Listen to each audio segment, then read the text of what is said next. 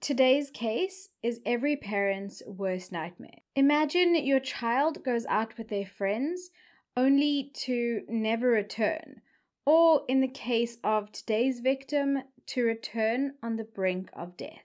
Today's victim is not so much a victim in my eyes as much as she is a hero. She ended up saving a life, and in doing so, she gave her best friend a second chance. Unfortunately, though, her battle would be lost, but not before she had the chance to tell her story and name her attackers. Once this case hit the news, the media were full of statements about the dark forces that were at work in this case. But was it truly the work of pure evil? Or was there a more deeper and unsettling truth?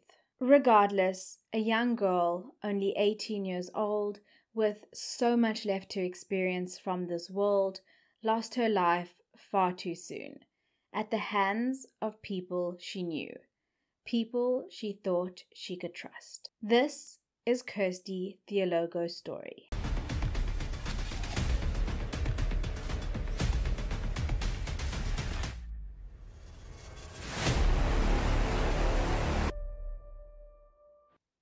Hello and welcome to episode 36 of Makeup Mayhem True Crime with me, your host, Bella Monsoon. For those of you who are new, let me introduce myself. So here it is in a nutshell.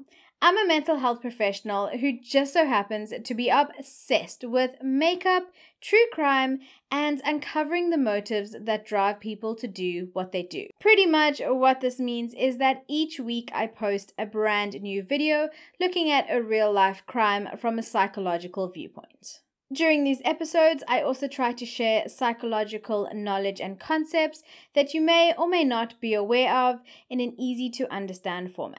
So, if all of that sounds like something that is right up your alley, then please do consider subscribing and joining the Bellaboo family. But if you're more a fan of podcasts, no worries, I got you covered. You can find me on all major streaming channels for my sister podcast, Murder and Mayhem, South African True Crime. So, just a quick disclaimer for today's episode. Today's case contains material citing murder. As always, I mean absolutely no disrespect to the victims mentioned nor their families. The purpose of this video is purely to shed further light on the heinous crime that was committed, whilst spreading awareness about the psychological nature of the narrative.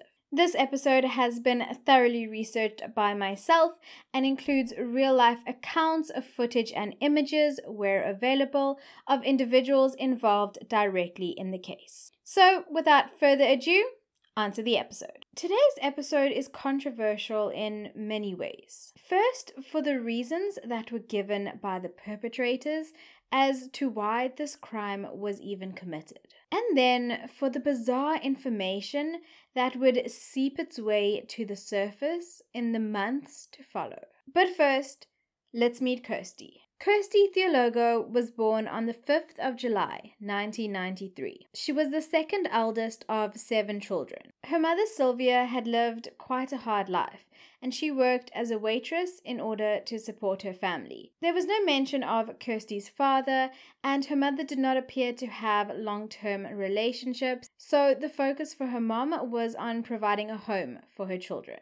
The home that she could provide was not the biggest or the best, but it was far better than her children being left out on the streets. Broken windows, doors secured with wooden spoons stuck through the keyhole openings, and an oversized mattress that the children would share made up this home. Life was therefore quite difficult. And as in many impoverished situations, emotions are often volatile. This, unfortunately, was the case with Sylvia, and it was often her outbursts that would create distance in the relationship between her children and herself. Her idea of punishment was to have the children sit down with their backs facing the TV for hours on end.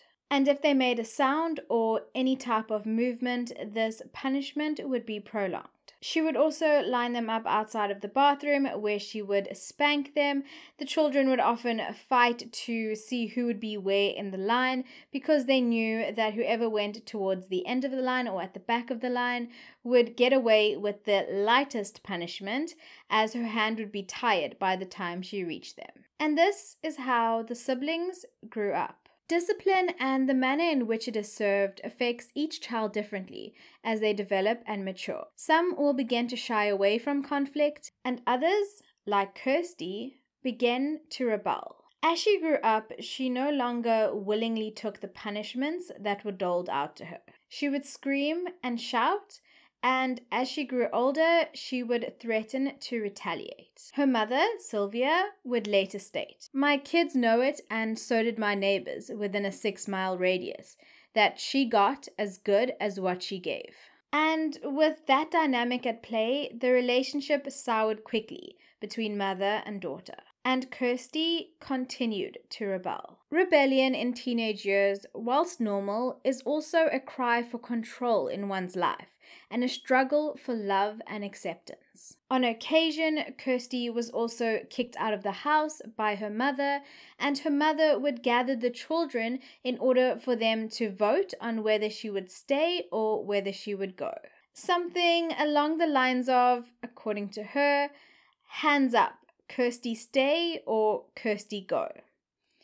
Yeah, I won't comment on that.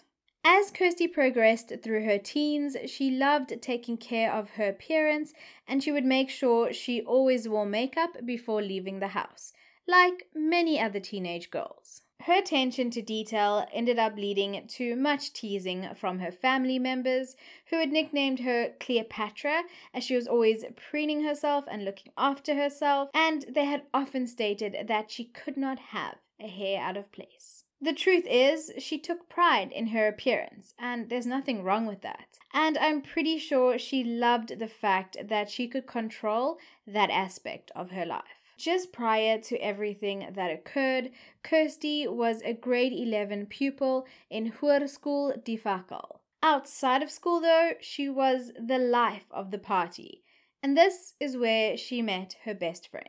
Through my research, it became clear and apparent that Kirsty's best friend, who was the other victim in this case, wanted nothing more than to move on and to leave this traumatic event in her past. For this reason, I will not be using her real name in this episode, and all footage and images of her will have her face blurred out. I think it is vitally important when telling stories that do not belong to you to exercise kindness and respect in order to do more good than harm. What I can tell you, however, is that Andrea lived an incredibly difficult life before these tragic events even occurred. When she was just a child, her father had killed 3 people, including his own mother. This left her mother alone to raise 6 young children. As she grew up, the focus was much on the younger children,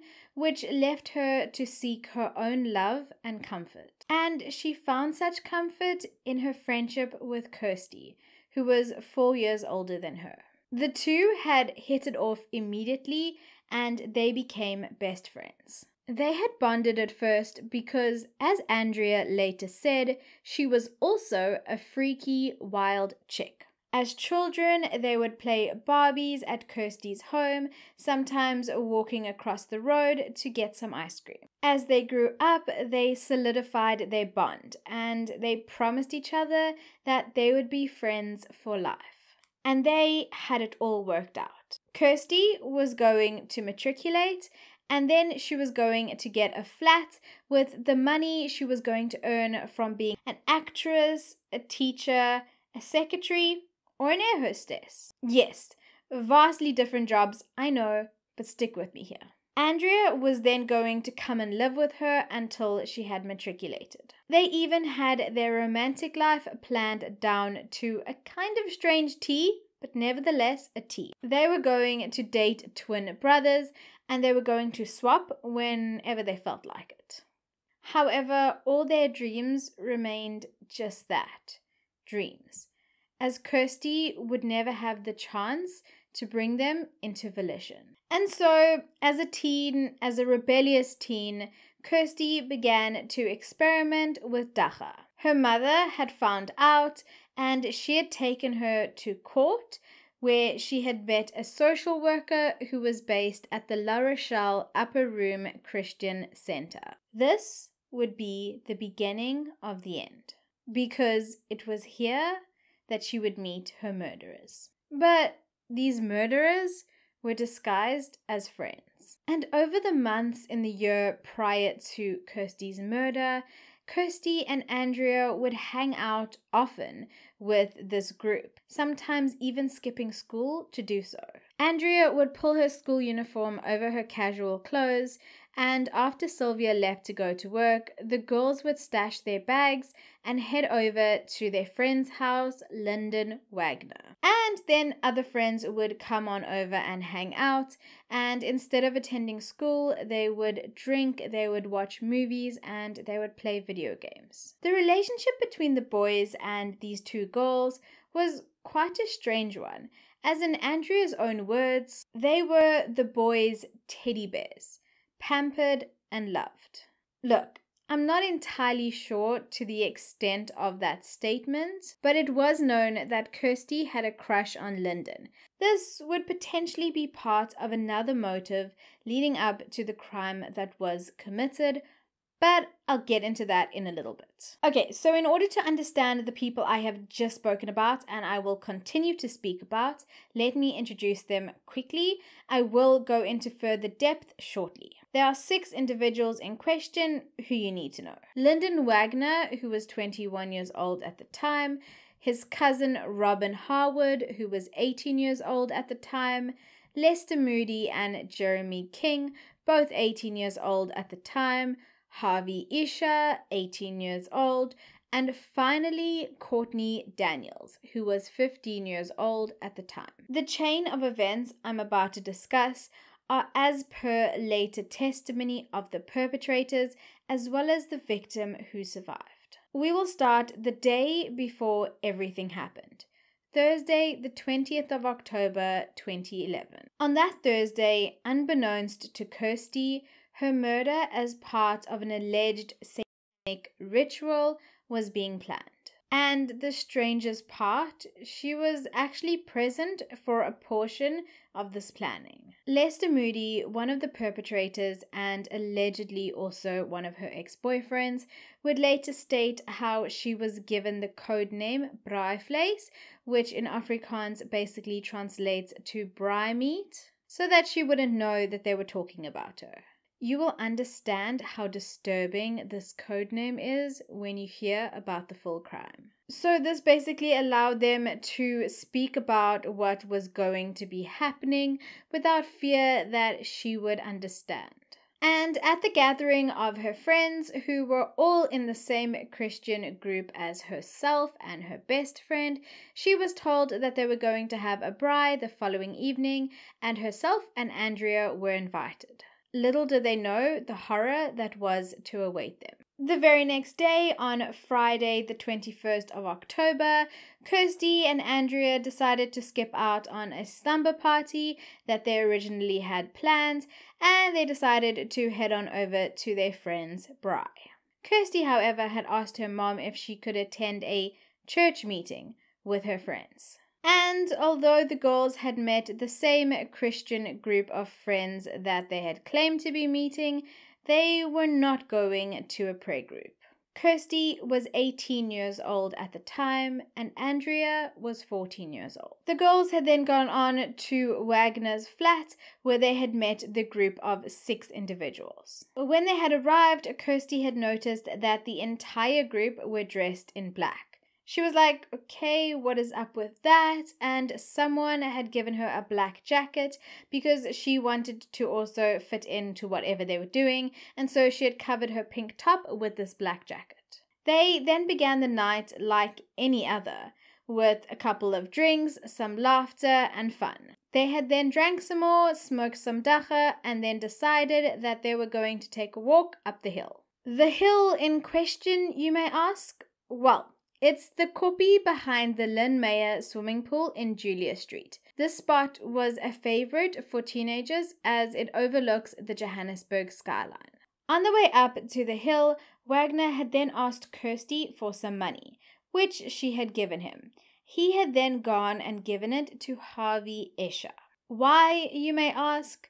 Well, he had instructed him with an empty Tropica bottle to purchase some petrol from the BP garage that was along the way. This would be a vital step in their later plan. When the group had reached the top of the hill, they had looked for some sticks to start a small fire, as well as some stones to sit on. The group then sat around the fire, and the mood was described as alive, with everyone having a conversation with one another and laughing. After 2 rounds of drinks, shots were then poured by the only other girl in the group, Courtney Daniels. Little did Kirsty and Andrea know, but these shots were laced with brake fluid. To digress for a moment, I myself have never heard of brake fluid being used to drug individuals. But according to later testimony, members of the group had previously used this technique on other girls. The results? It would make them lightheaded and sometimes unconscious. Charming. Upon taking the shots, Kirsty spat hers out and said that it tasted awful, but Andrea had continued to drink hers because she was not really used to different types of alcohol and what they tasted like. So, as far as she was aware, it could very well be normal. Very soon after, Jeremy King had announced that it was time. No one had responded, but Wagner had then placed his arm around Andrea's neck in an attempt to choke her. And then on the other side of the fire, Moody, Harwood, and King were then attempting to choke Kirsty, who was fighting back vehemently. It was at this point that Escher had allegedly told King to stop, but King refused and instead he had lashed out at him. Harvey Escher would later state, "He told me to back off, so I stepped back and watched. Harwood and Kirsty fell on the ground.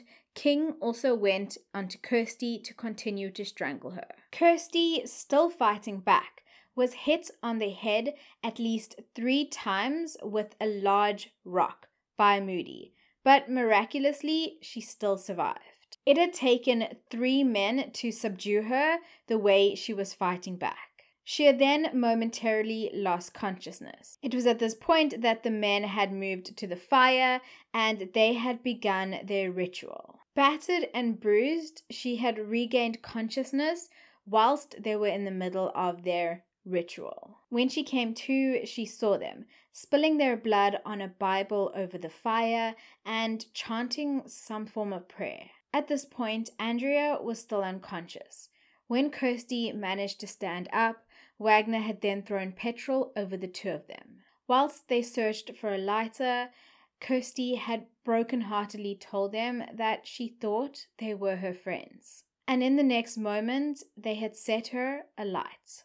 Andrea had lost consciousness, but when she came to, Kirsty was screaming, "Andrea, we must go home. We must go home." At that point, Andrea could hardly see, but she saw someone was burning, and soon she realized it was Kirsty. Wagner had begun to strangle her with her own scarf. She had then broken free, and she had run over to Kirsty and tried to put out the flames with her bare hands. However, the petrol that she was covered in caught fire, and within moments she was unconscious again. All she vaguely remembered from that point was being pulled, carried, and then dropped. And it was at this point that Escher had run away, back down the hill. It was at the bottom of the hill that he would later bump into Harwood and Daniels, who had also fled the scene. When Moody and King had rejoined the group, it was suggested that they go back up to ensure that the job was finished, but Wagner had convinced them that the girls were no longer alive. And so no one ended up going back up to check. Instead, they had gone back to Wagner's home. And this is where the police would find them very soon. But more on that in a bit. What the group had failed to realize is that back on the hill, Kirsty and Andrea were still alive. and Kirsty, in a remarkable heroic turn, would carry Andrea down that hill, back to her home on her back, even though both girls were so badly burnt. I cannot even begin to imagine the excruciating pain throughout that journey. A journey that was approximately 2 kilometers in distance. Back at the Theologo home, Kirsty's younger brother Alex had been looking out for her when she had not returned. He was also the first one to see her when she finally reached the home, breaking down the kitchen door, her friend over her shoulder, her face smashed and her body badly burnt. Alex was in shock, and he woke Sylvia up, their mother, just past midnight to tell her that something was wrong. Kirsty, standing by the kitchen basin, had then told her mother, "Ma, they poured petrol on me and set me alight. It was Jeremy, Lester, Lyndon, and Harvey.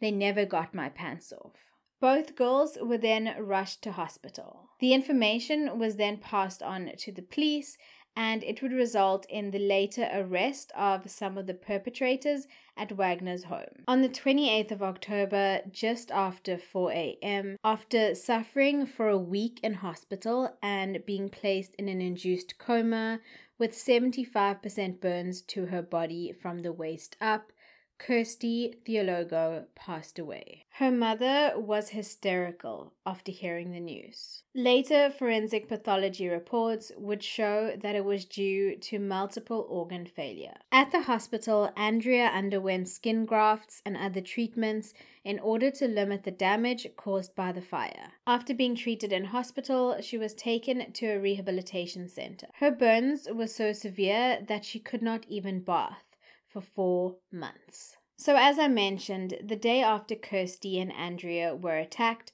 the suspected perpetrators were arrested. After Kirsty succumbed to her injuries a week later, the charges were escalated from attempted murder to murder. Soon the trial that would have so many delays would begin. Sylvia was then forced to face the 6 accused perpetrators. She would describe the experience as painful and anger-arousing. Despite receiving letters of apology from Harwood and Wagner, she refused to forgive them for what they had done. What am I gonna do with a letter?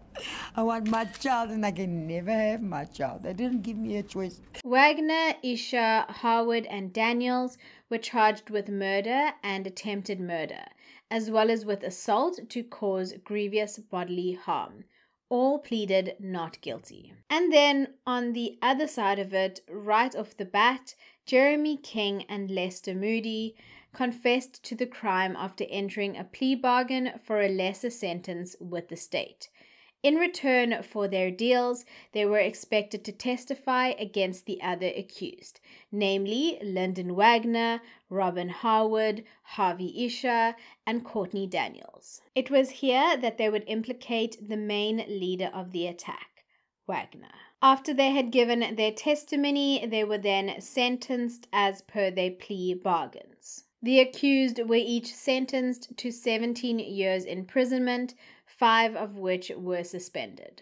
Courtney Daniels, who was 15 years old at the time, was convicted of common assault for lacing the drinks of Kirsty and Andrea with brake fluid prior to the attack. She was sentenced to 6 months in prison, suspended for 5 years. She was released back into the custody of her parents. In November of that year, Harvey Isha was acquitted of all charges, as it was established that he had no knowledge or role in the murder. He had told the court that he had no part in Kirsty's killing and had watched from behind a tree as his friends had attacked her. However, as later testimony would reveal, he was picked by Wagner to be the fall guy, as he was not from this country, so the group had just thought that he could easily return back to the Congo. Andrea would later testify and state that the morphine she was given for the pain after the ordeal blocked many things from her memory, but she was at the time able to remember much more than she did in hospital. In testimony directed to Wagner and Harwood, she had said, "We trusted you and we were committed to you. We met you in church, and Kirsty and I had said that we wanted to come and stay by you. Besides Andrea's testimony, throughout the trial, the various perpetrators, as well as some of their family members, took to the stand. And as court proceeded, more shocking information surrounding the events that transpired came to light. It soon became evident that Wagner was the mastermind behind the entire ordeal. However, he had told the court that it was Moody who often spoke about Satanism. In Wagner's testimony, though, he had described how he chose the clothing that they would wear, all black, as well as the place where the murder would occur. He had stated that they could not do it in his flat as they needed an open area, but they also needed a quiet area. He had then told the court how he had packed candles, a knife, and a Bible in his bag before they had left for the kopie. He would go on to state that he knew what he was doing, even though he was allegedly under the influence of drugs and alcohol. He had also said that he had no thoughts, feelings, or emotions during the attack. He had strangled Andrea, and then he had dropped a rock onto Kirsty's head 3 times. A psychiatrist, Dr. Eddie Pack, would state for the record that Wagner was mentally sound enough to be held accountable for his actions. He would state that Wagner's drug use was influenced by his troubled upbringing in a single-parent family with financial struggles. But I mean, that's not really an excuse now, is it? The judge would later state that Wagner was a thoroughly unimpressive witness who was sly and dishonest. And even though Wagner's actions were incredibly disturbing, as per his own accounts, his mother and family maintained that although they were sorry for the loss of the Theologo child, that Wagner was the most passive, loving child who wouldn't even harm a fly. Yeah, this could definitely be a case of parents not having a single clue of who their child really is. More common than not, unfortunately. During King's testimony as part of his plea bargain, he stated how the plan to sacrifice Kirsty was made after Wagner had a dream that he could sell his soul to the devil. Apparently, after this dream, Wagner's Bible had miraculously fallen open on Revelations 17:16, which in the King James Version reads how the 10 horns of the beast shall hate the whore, and shall make her desolate and naked, and shall eat her flesh and burn her with fire. King would then go on to reiterate that Wagner was the leader of the group. However, in many parts of his testimony, he would later contradict himself. And then it was on to Moody. According to Moody, Harwood and himself had been smoking one strong skunk Zol after another from around midday on that Friday. They had taken about 30 minutes breaks in between each round. At this point, they said that they didn't even know that they were going to commit a crime later that day. But this is after they had allegedly planned it the day before. Yeah. Definitely kinda sus, if you ask me. After smoking, they had then dabbled in harder drugs, including cat and cocaine. When later asked how they had felt, he had said that they were roofed. Moody, who was the son of a pastor, would also go on to state that it was indeed Kirsty's desire to be sacrificed as the prodigy. And the Bible passage that they had found had reaffirmed this. For God has put it in their hearts to accomplish his purpose by agreeing to hand over to the beast their royal authority until God's words are fulfilled. He would go on to state, I am not the beast. I thought I was one of the horns. Moody had also suggested that they have with both of the girls before killing them. However, that did not happen. The final strange twist in the tale is that Moody would state that it was as if a spirit was controlling Wagner, as he did not appear to be in control of his actions or will at the time throughout the attack, petrol dousing, and drawing a star on the rock where everything took place. This was a common theme amongst the testimony of the perpetrators throughout the trial. Harwood, who had turned 18 just 1 month before the murder,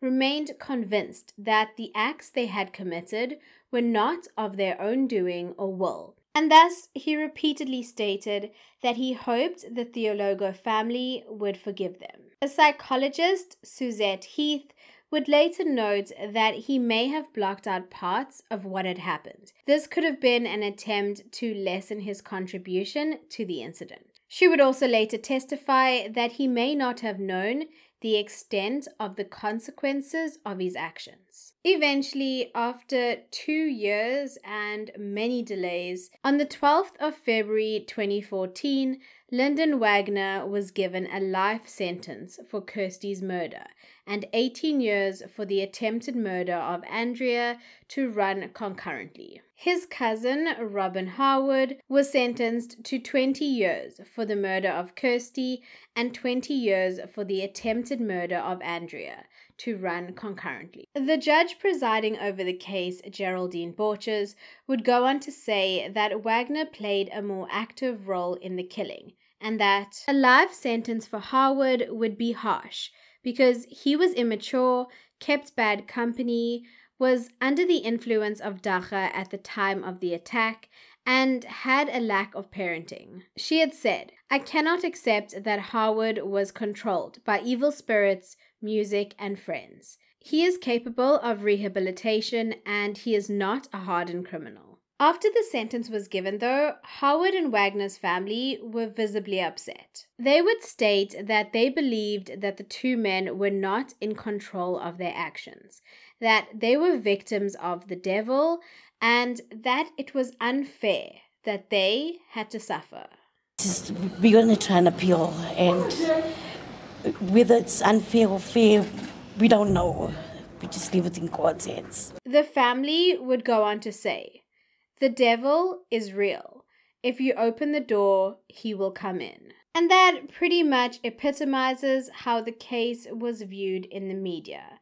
A ritualized killing for the dark forces. I mean, it's not like the media is known for sensationalism or anything, right? So, according to the narrative, Kirsty was to be sacrificed in order to fulfill the 4 wishes of the group: power, wisdom, fame, and money. Wagner had written down some words that had came to him that needed to be recited at the ceremony. Also, strangely enough, all those months later, Moody was able to remember the Bible verse that initiated everything, almost word for word, despite initial claims that there was no premeditation to the event. The day before the murder, the group had played a game using toilet paper and matches. Yes, I said toilet paper. This game had indicated who was to be sacrificed. A question was asked, and the way in which the matches fell out of the toilet paper would determine if the answer was yes or no. I'm no expert on the occult, but I'm pretty sure that this is not the way that things are done. I'm just saying. This game had then indicated to the group that Kirsty was set to be a prostitute. But here's the even stranger part that was told in court, and that I previously just touched on. Kirsty had apparently wanted to be the sacrifice all this time. She had allegedly told them on previous occasions that they should drink her blood, eat her flesh, strip her naked, and burn her. Yeah, somehow I'm not buying that.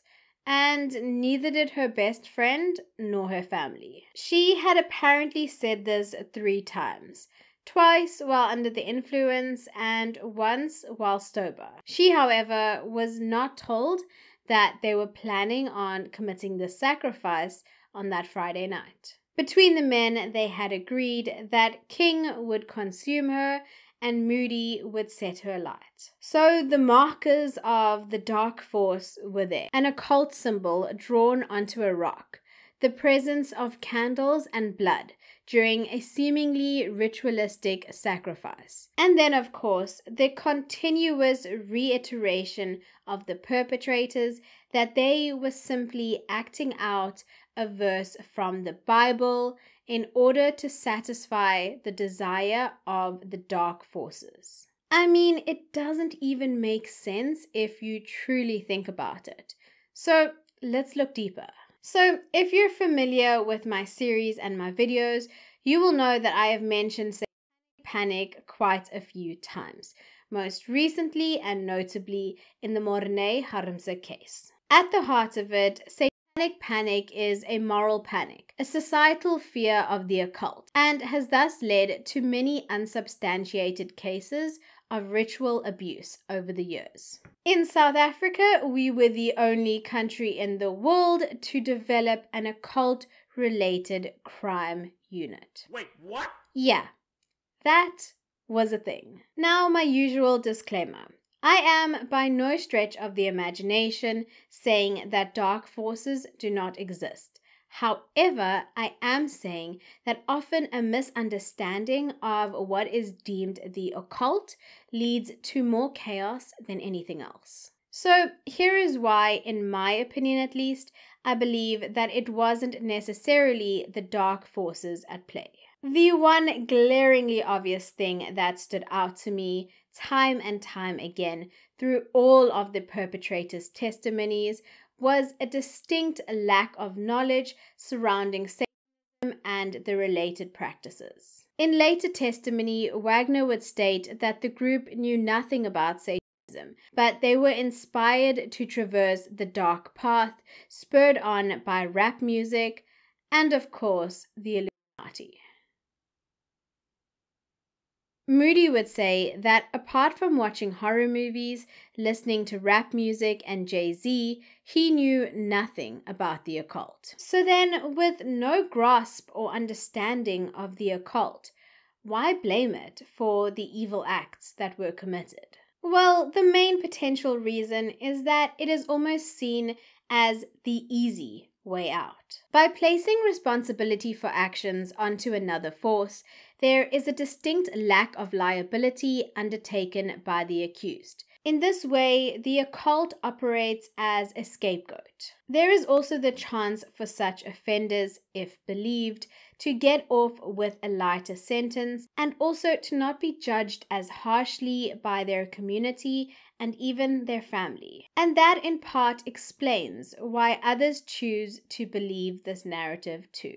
If your child commits a terrible act, it's far easier to say that it was the evil forces that made them do it, rather than admit that it was all their own doing. And thus to also admit that there are deeper underlying issues at play that you are either unaware of or contributing to. Now that is a tough pill to swallow. And on a side note, this is also often seen with mental disorders, in which the blame for a heinous crime is placed solely on a disorder, and thus the disorder gets a really bad rep, thereby creating more stigma for others who are living with the disorder perfectly fine. In this specific case though, for example, Wagner and Harwood had both grown up without a father figure, which had a role to play in the way in which their particular understanding of the world developed. Harwood was known to be more submissive growing up and had quite an immature personality.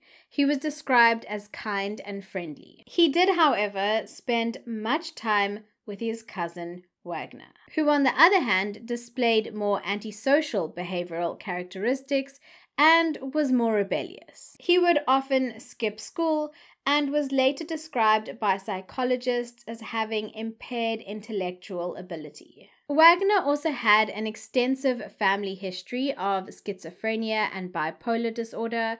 However, there are no assessments that showed that his behavior was as a result of either such diagnosis, to the dismay of his defense team. Prior to the crime, Harwood was living with Wagner in what was deemed the flat of hell, where they used excessive drugs, alcohol, and had multiple women over. It would later be hypothesized that the drugs he used made him aggressive and contributed to the fantasy world that he lived in and the lack of restraint that he demonstrated. I personally feel as though Harwood was influenced a great deal by Wagner, a cousin whom he admired and looked up to. That is not to say that he had no culpability or responsibility of his actions, but rather that peer pressure had a role to play. In a developing adolescent, it only takes a single strong influence to impact the trajectory of a vulnerable mind. Without more information on the childhood of each of the convicted perpetrators, it's impossible to pinpoint all the contributing factors. But it is evident that it was a combination of factors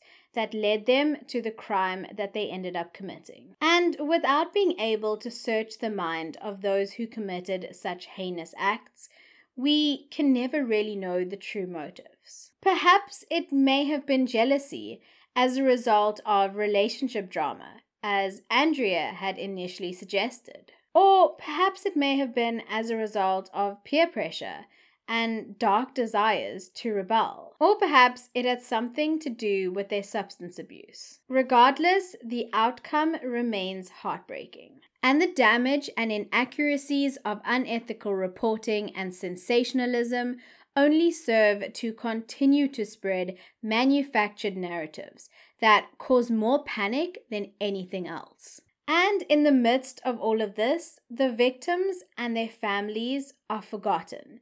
A simple afterthought, if even that. After the attack, Andrea moved from foster home to foster home, as her mother was unable to provide for her. She dreamed of being able to go to boarding school, just so she could start her life over. She had said, "I've had 16 years of hell, and I really deserve a better chance. I really need to start my life over because I can't keep thinking that my best friend's gone and I'm the girl that got burned also. I want that to be completely cut out of my life.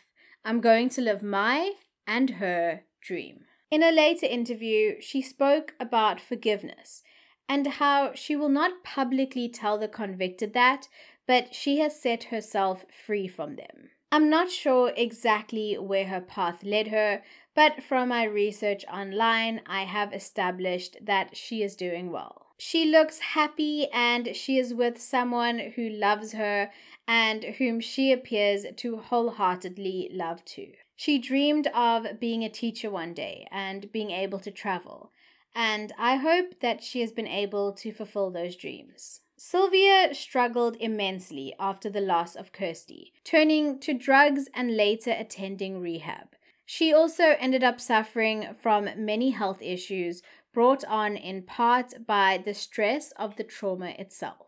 She had also proceeded to lock her children in the house for 2 months after Kirsty's death in a bid to protect them. She did not want anything to happen to them. The Theologo family dynamics changed drastically, and her children blamed Sylvia for Kirsty's death. In their eyes, she was her mother, and she was supposed to have protected her. Sylvia also feels sad because of the way that their relationship was prior to everything happening, and for the fact that she will never be able to make amends. She remained adamant that the devil had nothing to do with the crime, and that it was rather just a bunch of youngsters wanting to commit a bad deed. When remembering Kirsty, Sylvia had said, "I don't know how to explain it. She was Kirsty. She laughed from her soul, from inside her gut." Thank you for joining me this week to pay homage to Kirsty Theologo, a true heroine, a girl who was so brave and fought so hard, despite the odds being stacked against her. Her courageous act resulted in a second chance for her best friend, and for this reason and so many more, she will never be forgotten. Until next week, stay safe, stay blessed, and stay the amazing human beings that I know each and every single one of you are. Bye!